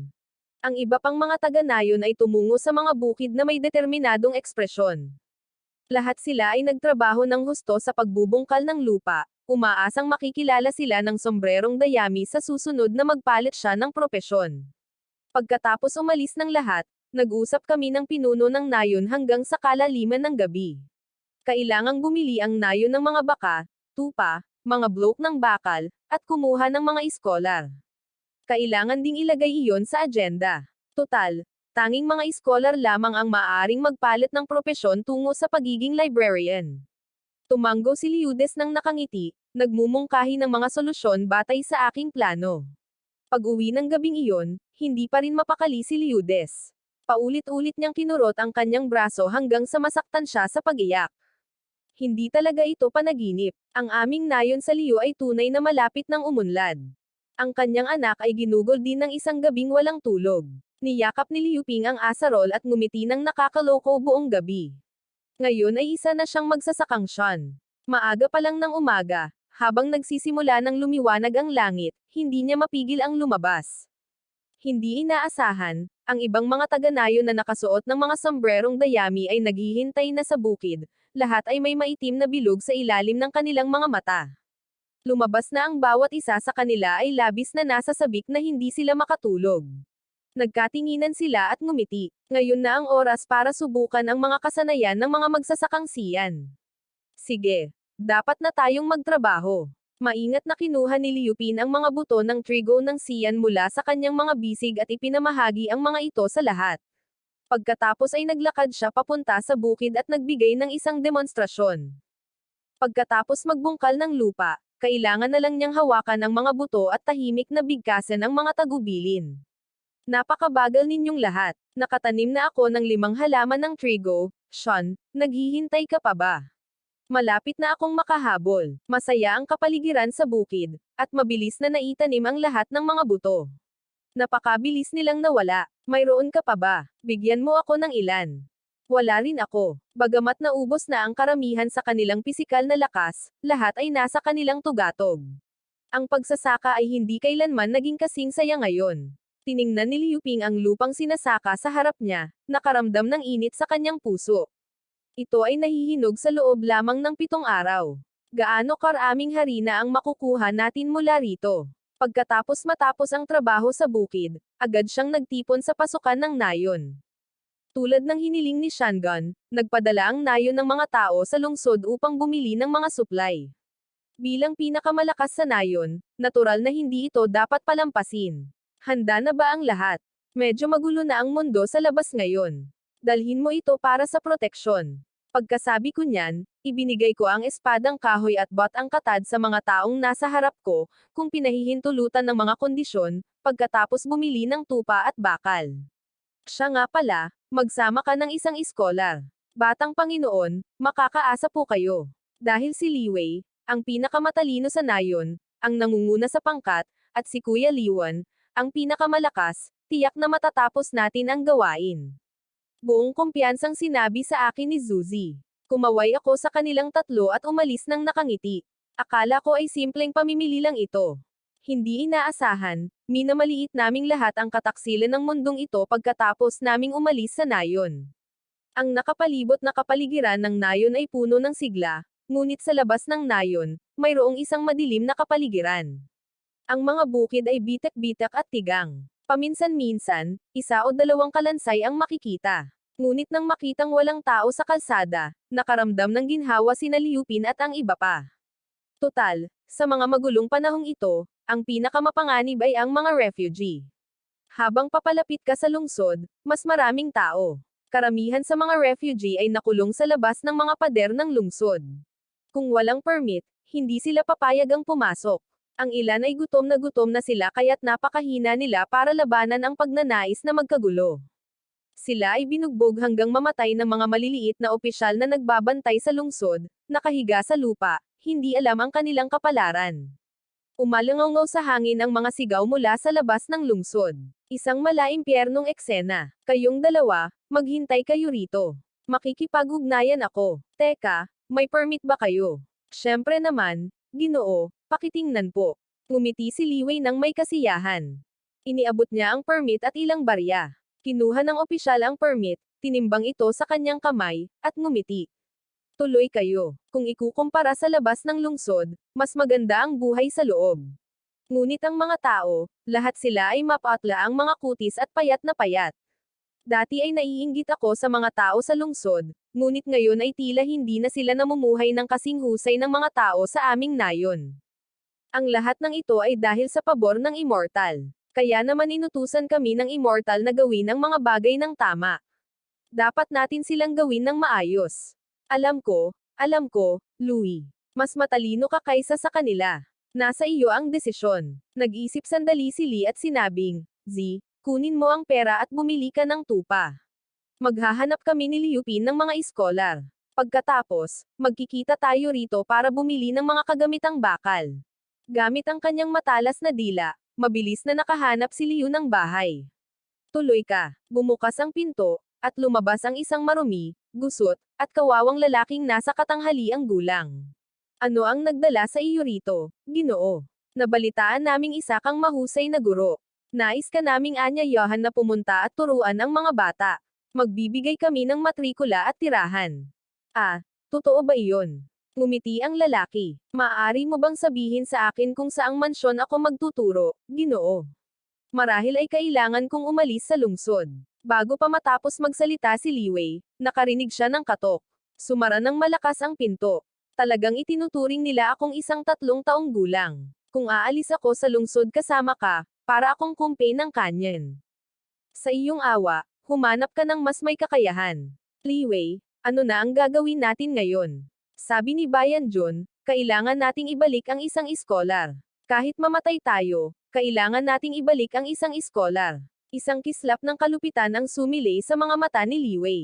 Magtanong tayo ng mas maraming pamilya. Kung hindi iyon gumana, gulatin natin ang isa at itali siya. Gayunpaman, kapag nagising siya at nanirahan sa ating nayon ng ilang araw, kailangan natin siyang palayasin. Sa huli, hinalughog ng dalawa ang lungsod ng kalahating araw. Bawat iskolar, walang pagbubukod, ay tumangging palayain ang dalawa matapos marinig na kailangan nilang umalis sa lungsod. Nang papayagan na sana ni Li Wei si Liu Pin na pumalit, narinig ang boses ng isang opisyal mula sa malayo. Kayong dalawa ay gumagawa ng gulo sa lungsod sa liwanag ng araw. Sawang-sawa na kayo sa buhay. Lumabas na napansin ng mga opisyal ang kakaibang kilos ni Liu at ng iba pa.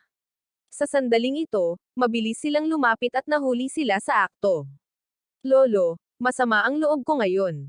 Kapag nakulong kayo, huhuberin ko kayo ng balat. Para sa ginawa ninyo, hindi naman ganoon kalala. Ibalik nyo muna sila at magtanong. Huwag kayong mag-away. Kuya, anong problema ninyo? Simula nang matapos ninyong maningil ng buwis, tuluyan na kayong nagbago. Sinabi nyo rin na gagawa kayo ng mabubuting gawa. Akala ko nagbibiro lang kayo. Ito ang bulalas ni Louie. Hindi ba kayo yung opisyal na pumunta sa nayon namin kahapon?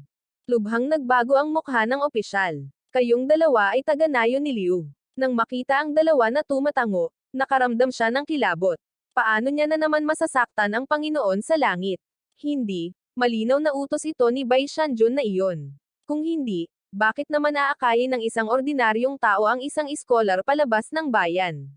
Marahil ay pinapanood ako ngayon ni Bai Shan. Hindi ko na maaaring ulitin ang pagkakamaling iyon. Pinagpapawisan ng husto ang opisyal at nauutol. Pakiusap, gawin mo ang gusto mo, nanonood lang kami. Nagpalitan ng tingin sina Lu at Liupin at tumawa.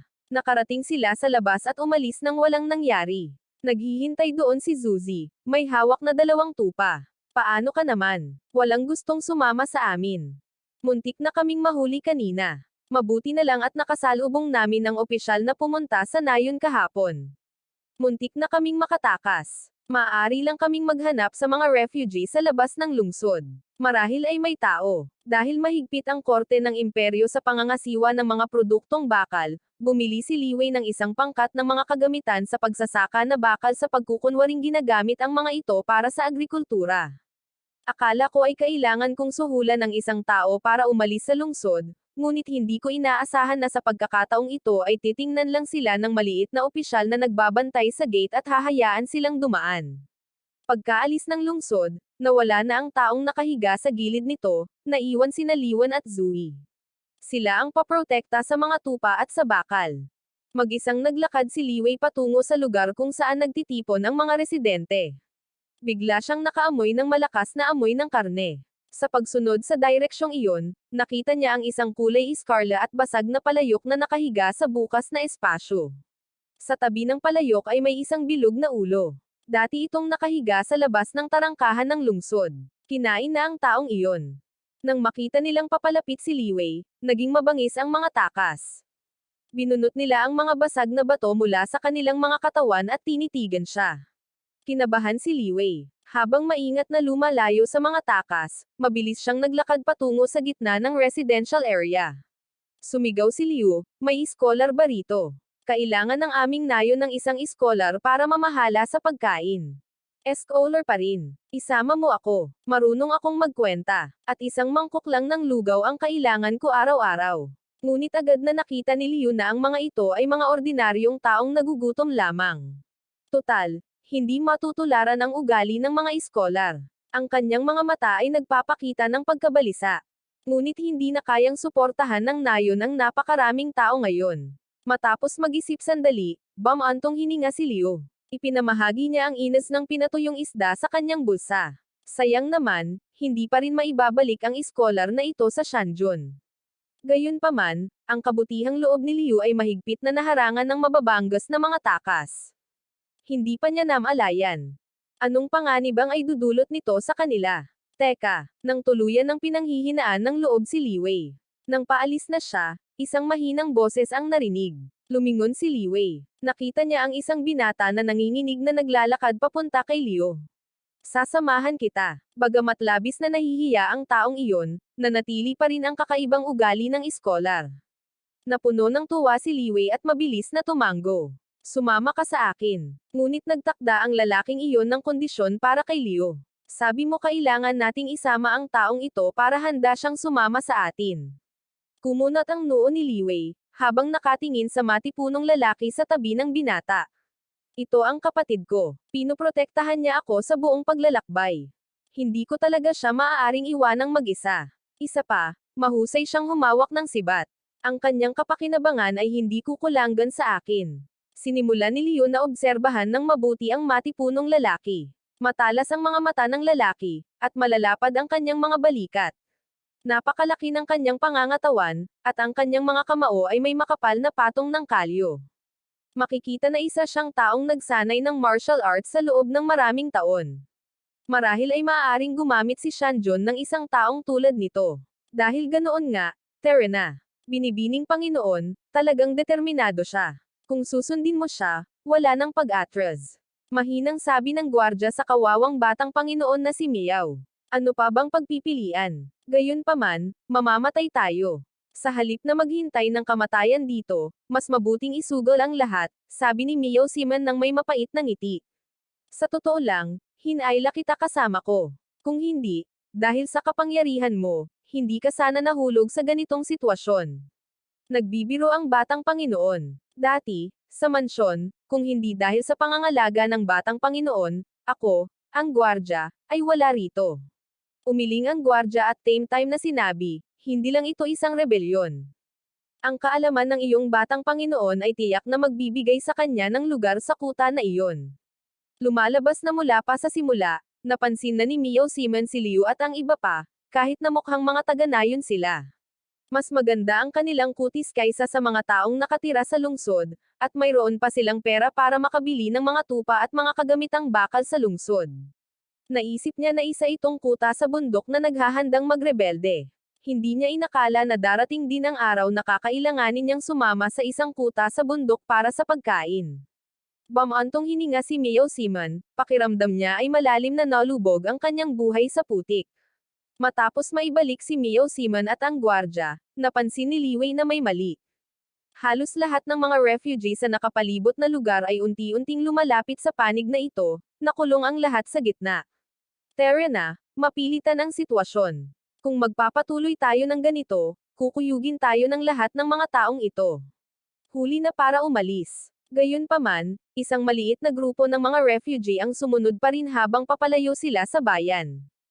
Mga refugee na nakasunod, binigyan ni Li Wei si Miao Simon at ang gwardya ng mga hiwa ng inas ng karne para magkaroon sila ng lakas na makatakas ng kayugan sila ng mga refugee na iyon maya-maya.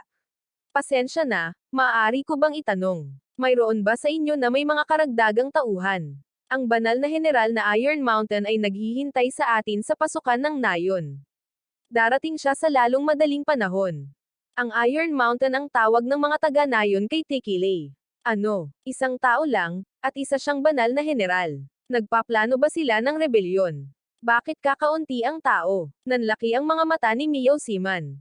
Sino ang nagsabing magre-rebelde tayo? Mabilis na itinanggi ni Li Wei.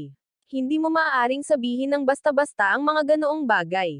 Kung gayon, bakit ka naghahanap ng iskolar? Tanong sa akin ni Shanjun na maghanap ng iskolar. Kung bakit, hindi namin alam. Pakiramdam ni Shanjun, Miao Simon ay parang nahuhulog ang langit. Lumalabas na isa siyang manloloko na nagpapanggap na Diyos para linlanggan ang mga tao. Ang tinatawag na banal na general na iyon, ang Iron Mountain. Natatakot ako na isa siyang nalinlang na tao, marahil isang taong naniniwala na siya ay hindi tinatablan. Ang pamumuhay kasama ang mga taong ito ay mas masahol pa kaysa sa pagkamatay sa labas ng lungsod. Isang kaguluhan ang lumitaw mula sa karamihan ng mga nagugutom na tao sa likuran nila. Isang lalaking may pilat sa mukha ang lumapit kay Liu at sa iba pa. Pumunta ako upang makipag-ayos sa iyo. Wala ka bang 2 tupa? Isa lang ang kailangan namin. Sa isang tupa, aalis kami agad. Ano sa tingin mo? Hinding-hindi namin ibibigay sa iyo. Nakaramdam ng kirot si Miao Simon sa kanyang puso. Kung isusuko nila ang tupang ito, hindi sila kailanman masisiyahan. Mas gugustuhin lang nila ang higit pa. Sa oras na iyon, maaaring hindi na sila makakalabas dito. Naunawaan din ni Louie ang lohikang ito, ngunit kung tatanggihan niya ito ng tuluyan, aatakihin din nila siya. Ang pinakamahusay na paraan ay ang bumili ng oras. Ikaw, malaking lalaki, marunong ka bang gumamit ng espada? Magaling ako sa sibat, pero kaya ko ring gumamit ng espada. Sige, itago mo na lang ito. Sayang lang para sa akin. Nang makita niyang inabot ni Liu ang espadang kahoy at mga batang katad, naisip niya, ano ang silbi ng kahoy na ito? Ngunit nang matanggap niya ang kagamitan, agad niyang napansin ang isang bagay na kakaiba. Kahit na mukhang espadang kahoy ito, napakatalas ng pakiramdam nito. Nang maabot siya ng mga bota, automatikong lumaki ang mga ito at akmang-akma sa kanyang mga paa.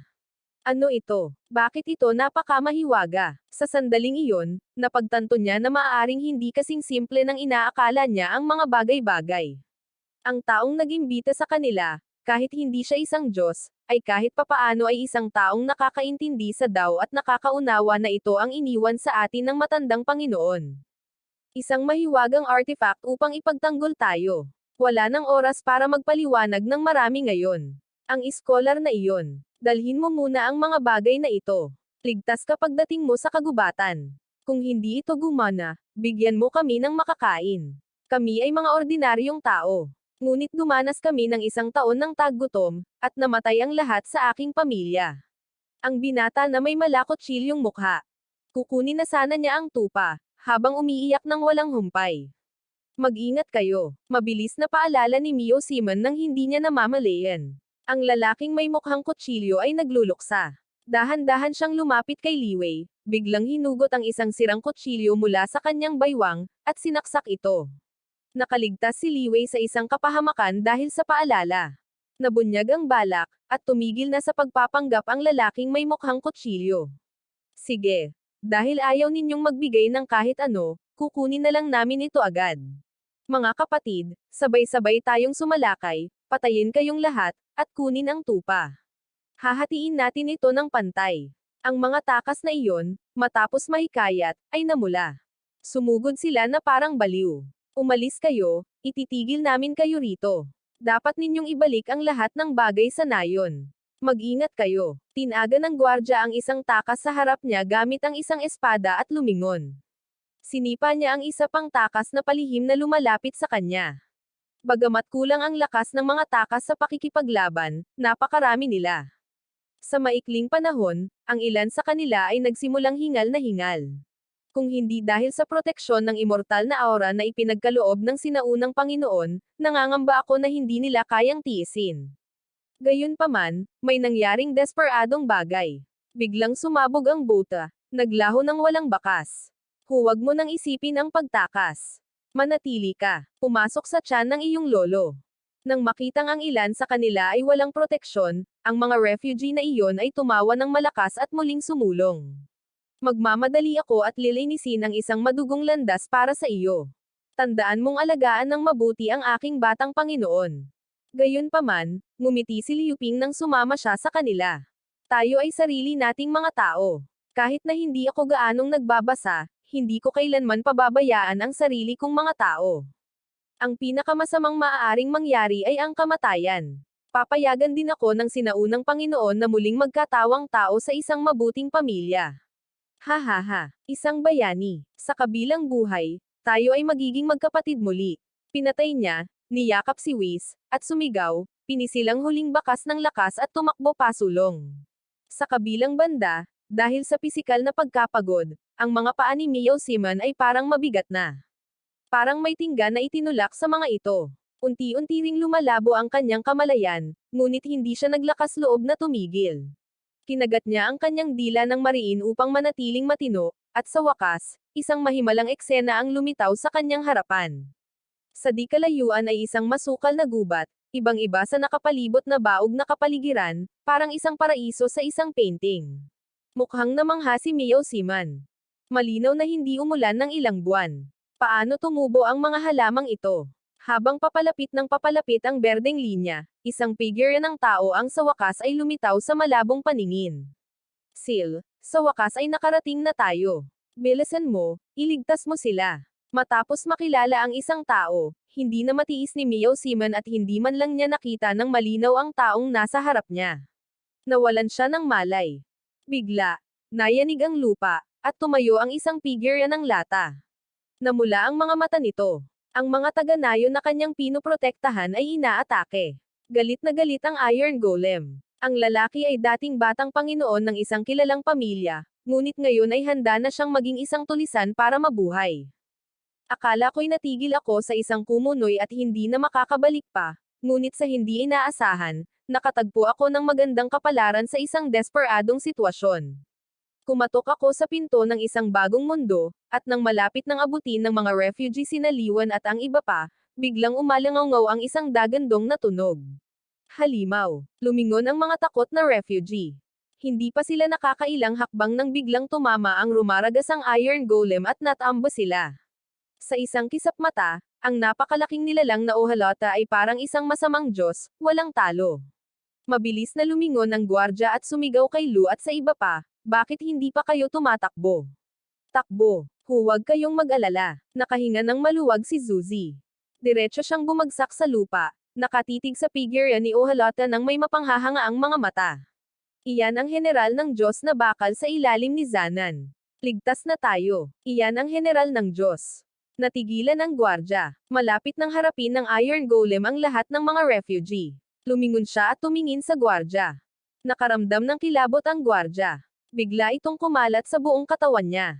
Ang likas na ugali ng pakikipaglaban na matagal nang nabubuhay ay nagbabala sa kanya.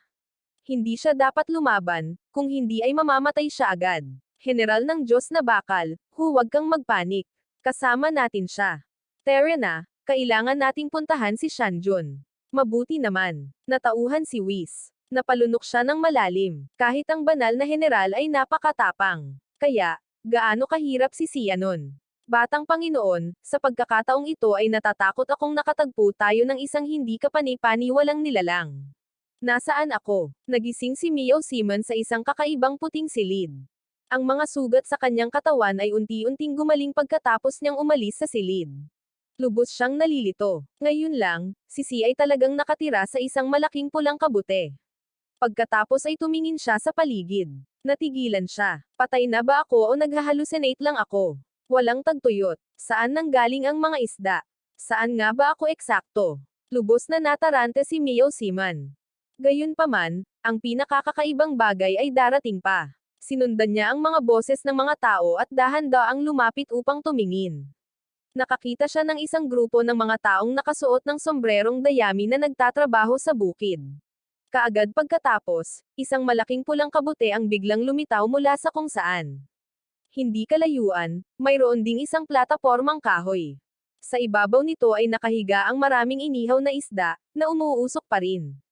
Ang mga taga-nayon na nakasuot ng sombrerong dayami, pagod na pagod, ay lumapit sa plataporma, kinain ang inihaw na isda, at nabawi ang kanilang lakas. Bumalik sila sa trabaho. Kakaiba, talagang kakaiba. Sa kabilang banda, sa isang bukas na lugar na hindi kalayuan, isang binata na nakasuot ng puti ang nangingisda gamit ang pamangwit sa harap ng isang lawa. Nang makita ang eksenang ito, seryoso ang ekspresyon ni Mio Simon, at mayroon na siyang sagot sa kanyang puso. Ang ugali ng binata na iyon ay pambihira. Iba siya sa mga nakapalibot na taga-nayon. Malamang na siya ang misteryosong Shanjun na nabanggit kanina, ang nakakaintindi sa kasalukuyang sitwasyon. Nangingit-ngit si Mio Simon at buong tapang na lumapit. Ako si Mio Wiman. Salamat sa inyong lahat sa pagliligtas sa buhay ko. Nang mapansin ang takot ni Mio Simon, bahagyang inilipat ni Belang ang kanyang timbang. Sumenyas siya na lumapit ito at umupo. Wala lang yan. Huwag kang kabahan. Hindi kami masasamang tao. Tawagin mo na lang akong Belang. Halika at umupo at mag-usap sandali. Pagkatapos, nang may buong paggalang, tatanggapin ko ang iyong imbitasyon.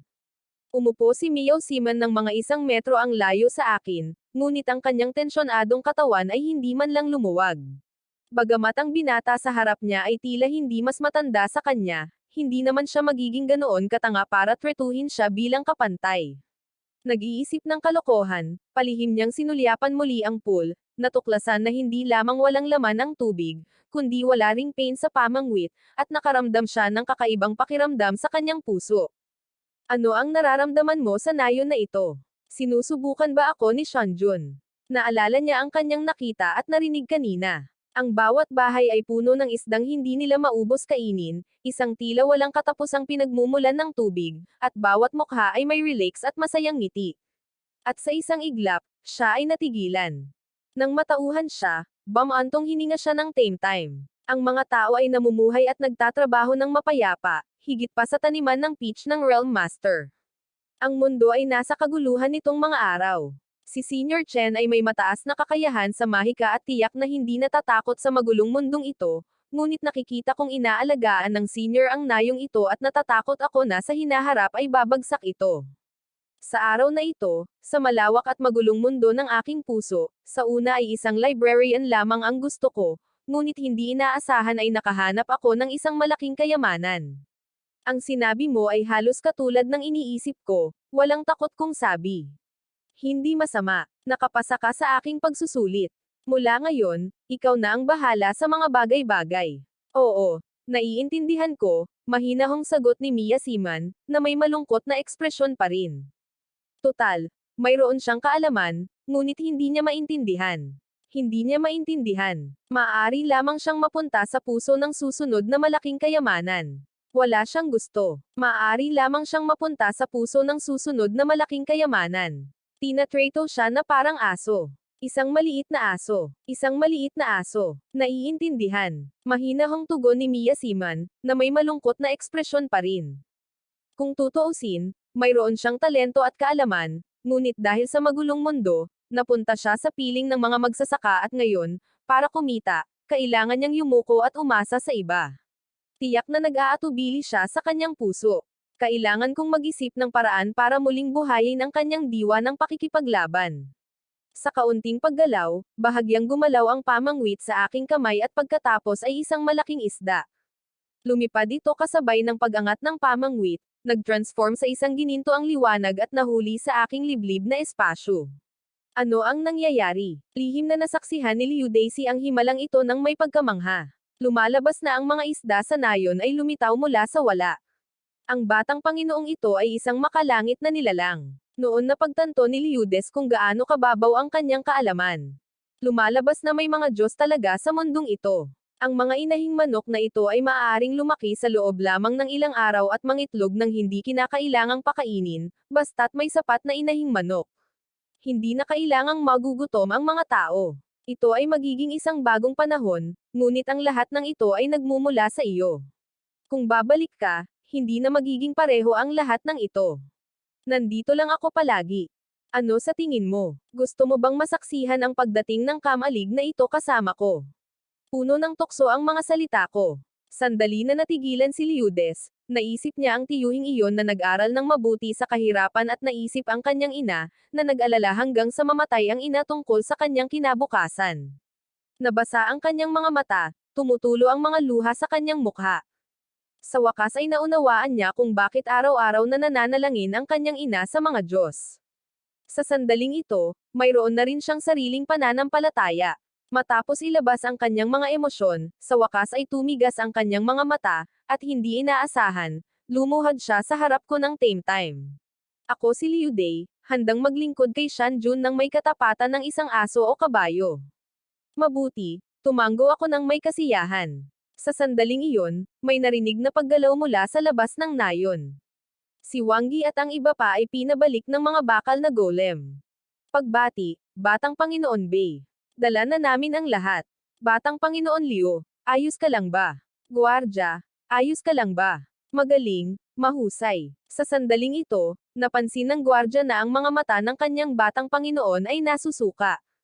Ang ekspresyong puno ng pagkahilig at paghamak sa lahat ng bagay, ang batang Panginoon mula noon ay bumalik na. Mula sa sandaling ito, wala nang pag-aalinlangan ang guardia sa kanyang puso at lumuhad din ng may paggalang sa harap ko. Ako, ang guardia, ay handang pumunta hanggang sa dulo ng mundo para kay Shan Jun. Haha, napakagaling, napakagaling. Iyan ang tawag ko sa isang mandirigma, umaasang makapagsanay ng maraming sundalo sa hinaharap. Tiyak na kamangha-mangha ang eksenang iyon, hindi ba? Salamat sa iyong pagsusumikap, ngunit ngayon ay apurahan ang sitwasyon.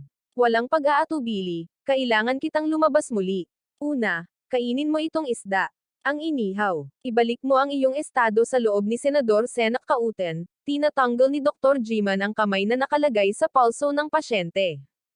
Kumusta na po si Matandang G? Nag-aalalang tanong ng pasyente. Ayon sa kanyang mga sintomas, dumaranas siya ng sakit na may kasamang hangin at sipon, ngunit hindi naman ito malala.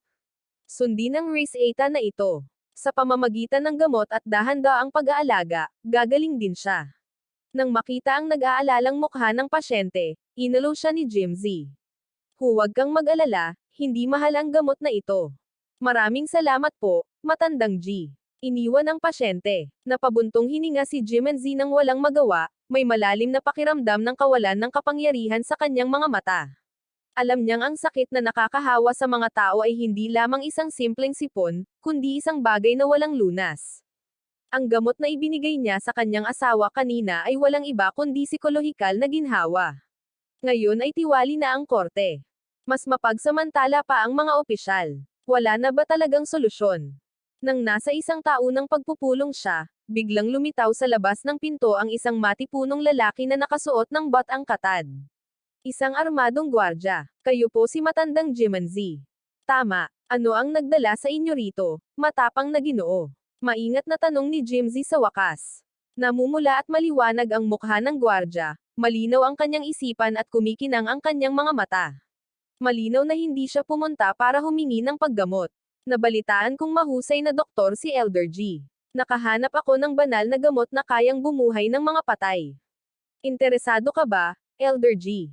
Nang marinig ito, agad na natuwa si Jimenzi. Nag-aral siya ng medisina ng mag-isa.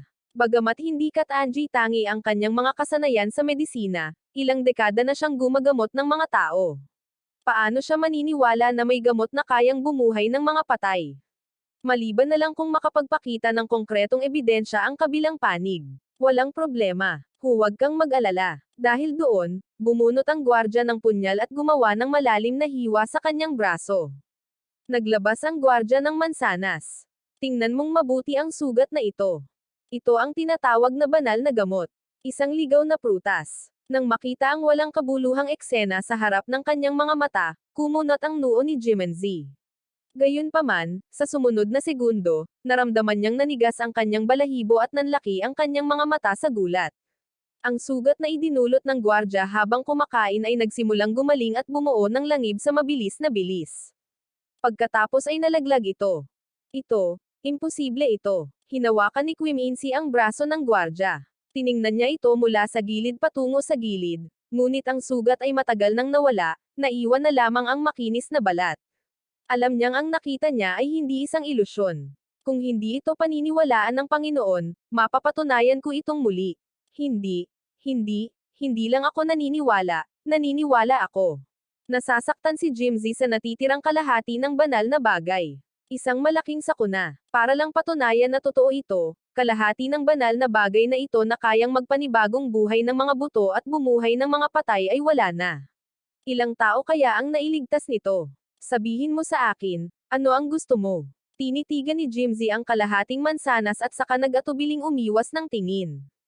Kung sasabihin ng mapagkumbabang lingkod na ito, mayroon ding banal na gamot na kayang magpagaling sa lahat ng sakit sa mundo, sabi ng gwardya na may napakaseryosong ekspresyon, salita por salita.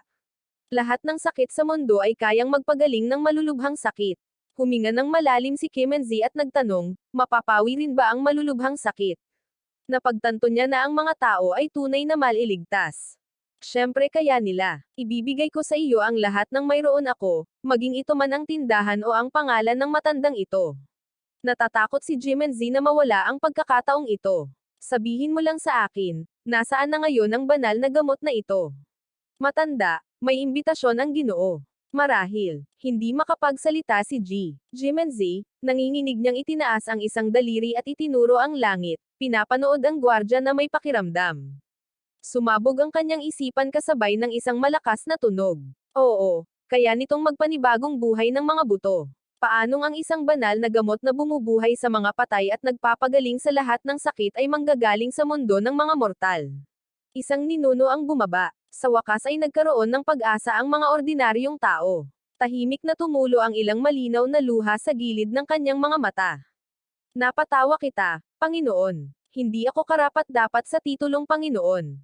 Kung hindi mamasamain ni Elder G, maaari mo akong tawaging gwardya, iniisip na baka inimbitahan ako ng Panginoon. Nadama ni Jimenzi na ang mabubuting gawa ng kanyang buhay ay hindi nasayang. Kung gayon, tara na. Hinanggad niyang lumipad agad upang makita ang ninuno sa langit. Sa sumunod na sandali, bigla niyang napagtanto ang isang problema. Kung gayon, bakit hindi personal na inimbitahan ng kanyang Panginoon si Elder G? May pagkakaiba ang mga immortal at mga mortal. Ang Panginoon ay isang walang pakialam na panauhin ng langit. Hindi niya talaga matiis na makita ang pagdurusa. Kaya siya bumaba. Ang kanyang mahiwagang kapangyarihan ay pinipigilan ng mundo ng mga mortal. Ngayon ay isa na lamang ang kanyang mapaboran. Para mailigtas ang mga taong ito, magpapadala ang Panginoon ng mga taong katulad natin mula sa mundo ng mga mortal upang magtrabaho sa lungsod. Dahil dyan, isinama ni Sinon ang bata. Humarap si Jimenzi at sinabi sa kanyang anak na si Jizinan, pagkatapos ay yumuko ang kanyang mga kamay patungo sa gwardya. Ang anak ko ay malamaya, ngunit pagkatapos ng maraming taon na pagsunod sa akin, natutunan din niya ang ilang mga bagay. Hindi ko masasabing perpekto ang kanyang mga kakaibang kasanayan, ngunit maituturing siyang isa sa mga pinakamahusay sa lungsod na ito. Hayaan mo siyang sumama sa iyo. Ama, sa puntong ito ay plano mo pa ring manatili sa botikang ito. Oo, matandang G, kasama ang mga rebeldeng nag-aalsa sa lahat ng dako. Kapag nawasak na ang gate ng lungsod na ito, hindi na magagarantiyahan ang iyong buhay. Kung gayon, mas lalong hindi ko gustong umalis. Tiningnan ni Kim Enzi nang may determinasyon ang relikya na nakasabit sa dingding ng batika. Kung aalis ako, ang mga karaniwang tao sa lungsod ay walang makukuhang gamot. Ngunit, Ama, may gusto pa sanang sabihin si Jizinan, ngunit pinutol siya ni Jimengzi sa pamamagitan ng isang kilos. Sinon, kung sasama ka sa kanila, ligtas ang aking apo at manugang. Gayun din, Sinon, nais ni Ama na pumunta ka at tingnan kung ano ang banal na gamot na kayang magpagaling sa lahat ng sakit. Unawain mo, Ama, tumanggo si Jizinan na may luha sa kanyang mga mata. Elder Jacksepta, hinahangaan kita, sabi niya, hinihintay na matapos mag-impake si Jandan. Pinamunuan niya ang pamilya ni Jizinan, bata at matanda, upang makipagkita sa mga gwardya at sa maharlikang asawa. Naghihintay doon ang maharlikang asawa kasama ang isang pangkat ng Janyoa. Sa sandaling ito, malakas na sigaw ng pagpatay ang narinig mula sa labas ng lungsod. Noong Hulyo ng ika-7 taon ng Tianqi, ang dinastiyang Min ay dumanas ng patuloy na mga sakuna sa loob ng maraming taon, at ang mga tao ay walang kakayahang kumita. Sa wakas ay sumiklab ang rebelyon ng mga magsasaka sa Baysansi. Nag-uulat, Ginoo, walang natagpo ang mga rebelde sa nayon. Nandito na ang lahat ng butil. Pambukas na panalikop tuldok pansarang panalikop. Kaya, paano ako napunta sa isang atas na tulad nito? Patuloy na isinusumpa ni Sunan ang kanyang pagkakamali. Wala siyang naramdamang pagsisisi sa pagpatay sa mga inosenteng taga-nayon. Kasalanan lahat ng ito ng isinumpang traidor na si Wanner. Kasalanan mo ang lahat ng ito, Ginoo. Ano ang gagawin natin sa mga batang ito? Papatayin ba natin sila? Hindi naman tayo pinagbabantaan ng mga batang ito. Hayaan na natin silang mag-isa. Hindi na natin kailangang sayangin ang ating lakas. Opo, Ginoo. Ginoo, nahanap na namin. Nahanap na namin. Natuklasan namin ng isang nayon ilang milya ang layo na tinatawag na Wangiabil. Hindi bababa sa 100 katao ang bilang. Dapat itong maging punong himpilan ng mga rebelde. Ano, Wanger, sa wakas ay natagpuan na kita. Hindi dapat ipagwalang bahala ang bagay na ito. Una, babalik tayo sa lungsod upang maghanda ng mga sundalo. Sa pagkakataong ito, dapat nating hulihin ang mga traidor ng tuluyan. Lahat sila. Pagkaalis ng lahat ng sundalo, nakita niya ang isang malaki at puting figure sa malayo. Dahil sa kuryosidad, sinundan niya ito. Hindi inaasahan, nakarating siya sa isang kagubatan na parang isang kwentong engkanto. Nay, tingnan mo, paano naging ganito kalaki ang kabute na iyon? Nasa sabik na tanong ng bunsong anak ni Jizinan pagpasok pa lang niya sa nayon, habang ang mga taga-Edo ay nagtataka. May mga pamangwit na nakasabit sa harap ng bawat bahay sa nayon. Napunta kami sa tamang lugar. Nagtinginan ng mga taga-nayon at nagtawanan, nagsasaya sa kanilang napili. Pagkatapos, pinainom ko silang lahat ng gatas na inihanda ko. Namangha sila nang makitang ang kanilang mga katawan ay ganap ng nabago. Niyakap pa ni Kisinan ang walang laman na balde at humagulgol. Lumalabas na mayroon talagang banal na gamot na kayang magpagaling sa lahat ng sakit. Pagkatapos ay ipinaalam sa akin ni Wani ang nangyari sa Shanchen. Mukhang kailangan kong magmadali at linangin ang mga puwersang panlaban. Tutal, ang isang malaking nayon ay hindi lamang maaaring umasa kay T. Quilay para sa proteksyon. Ibinaling ko ang aking ulo kay Miao Siman at sinabing, Mula ngayon, ang mga bandido ay par-ami ng par-ami, kaya dapat tayong humawak ng armas upang protektahan ang ating mga sarili. Ang gawain ng pagsasanay ng mga tropa ay ipinagkatiwala sa iyo at sa gwardya. Isagawa ang utos militar ni Sianon. Siyang Jun, may iba pa, medyo tensyonado na sabi ni Mio Siman. Mayroon ding labis na pagkain sa nayon. Tinutulungan ni Hangerwo ang mga rebeldeng magsasaka mula sa mga nakapalibot na nayon. Ang mga natitira sa nayon ay mga bihasang magsasaka. Sa tingin ko ay maaaring kailanganin ng nayon ang mga taong ito ngayon. Dapat natin silang tanggapin. Hindi ko napigil ang matawa sa kanyang tensyonadong ekspresyon. Siyempre naman, kailangan nating tulungan ang mga taong ito hanggat maaari. Gamaan ang loob ni Mio Siman nang marinig ito at nagpasalamat kay Shanjun. Hepe, may batang paparating sa atin. Sinundan ko ang direksyon na itinuturo ni Gusen at nakita ko ang isang payat na batang babae na nakatayo ng nahihiya sa pasukan ng nayon.